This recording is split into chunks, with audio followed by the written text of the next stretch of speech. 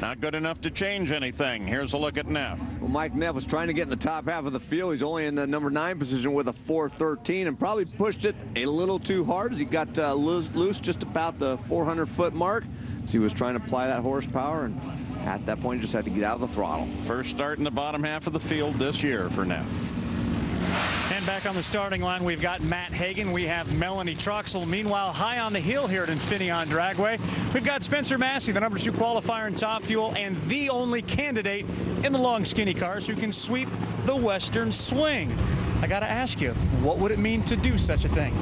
It would be a huge feat. I mean, there's only been a handful of drivers to actually win the sweep, to actually have a chance at it.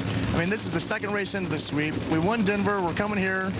You know, we're not actually to Seattle yet, so I'm not that I'm superstitious, but I'm kind of superstitious because I don't want to talk about it until we get there. But if we happen to have a chance, knock on wood, to win this race, then we can start talking about using a broom. Now, there are a lot of people that think you certainly have that opportunity, and Top Fuel has the most sweep swingers with 5 in there, but it doesn't matter who you talk to. Old car owners, old crew chiefs, current car owner, current crew chiefs, they love Spencer Massey. I want to ask you, take the team out of the equation. What makes you so successful? Why do people love you? You know, I wish I really knew. I love coming out here to the drag races. This is something I've done my entire life. I love drag racing. I love getting into a top fuel dragster and hitting the gas. I even love working on them. I mean, this is something I'm very passionate about, something I've loved to do my entire life. And whenever I get in the car, I try and do my same job I do every time. And if I do my same job like a machine, like Tony Schumacher does, then my crew chiefs have an easy job. And I try and pride myself on having the best reaction time that I can and getting the car down the racetrack. And if it can happen, then the crew chief should be happy.